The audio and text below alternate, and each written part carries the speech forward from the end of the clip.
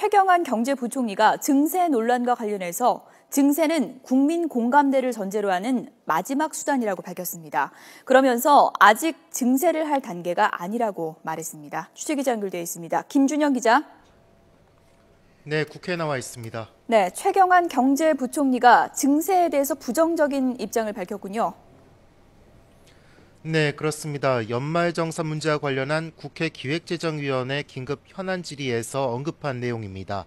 여야 의원들이 최근 논란이 되고 있는 증세에 대한 입장을 물었는데 최 부총리는 아직 증세할 단계가 아니라고 답했습니다. 우선 지하경제 양성화와 세출 구조 조정을 통해 재원을 최대한 확보한 뒤 증세를 논의할 수 있다는 입장을 밝혔습니다. 최 부총리는 증세 문제는 국민 공감대를 전제로 해서 논의해야 한다며 마지막 수단으로 고려하고 있다고 설명했습니다. 또 최근 불거지고 있는 복지 수준에 대해서는 정치권에서 먼저 협의해달라고 요청했습니다. 어느 수준까지 복지 정책을 펼지 정해야 복지 지출 규모가 정해지고 그에 맞춰 재원을 정할 것 아니냐고 말했습니다. 이와 관련해 새누리당 나성린 의원은 현행 무상복지 정책을 감당하기 어렵다며 선별적 복지로 전환하고 증세 문제도 대타협기구에서 논의해야 한다고 주장했습니다. 새정치민주연합 김관영 의원은 지난해 11월 현재 법인세가 전년 같은 기간 대비 1조 5천억 원 감소한 반면 소득세는 4조 8천억 원 증가했다며 법인세 인상 필요성을 강조했습니다.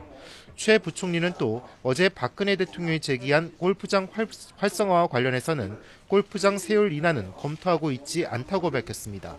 최 부총리는 직장인 증세 논란을 불러온 연말정산과 관련해서는 체감세 부담이 늘어나는 경우가 발생하게 된 데 대해 다시 한번 송구스럽게 생각한다고 사과했습니다.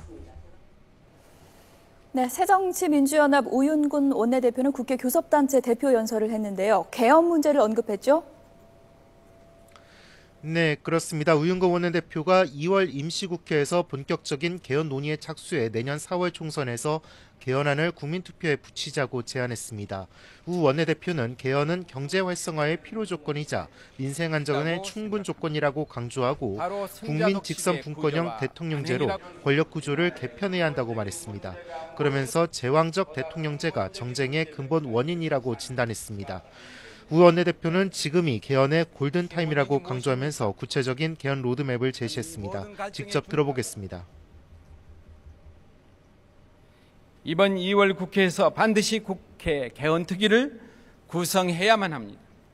분권형이든 내각제든 또 그 밖의 것이든 열어놓고 그간의 논의를 바탕으로 1년 동안 여야가 당리당략을 넘어서 개헌안을 만들어 나갑시다. 그리고 내년 4월 총선 때 국민투표에 붙입시다. 증세와 복지 문제에 대해선 새누리당 지도부와 보조를 맞춰 국민 여론을 수렴해 근본적인 틀을 바꿔야 한다는 구상도 내놓았습니다.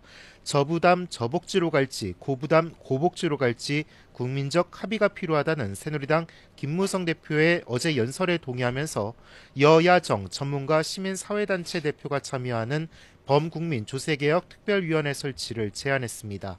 우 원내대표의 연설에 대해 새누리당은 개헌론은 자칫 경제 살리기 동력을 약화시킬 수 있다며 신중하게 접근할 필요가 있다고 밝혔습니다. 그러면서 개헌을 위해 다음 총선에서 국민 투표까지 거론하는 것은 시기상조라며 부정적인 반응을 보였습니다. 지금까지 국회에서 전해드렸습니다.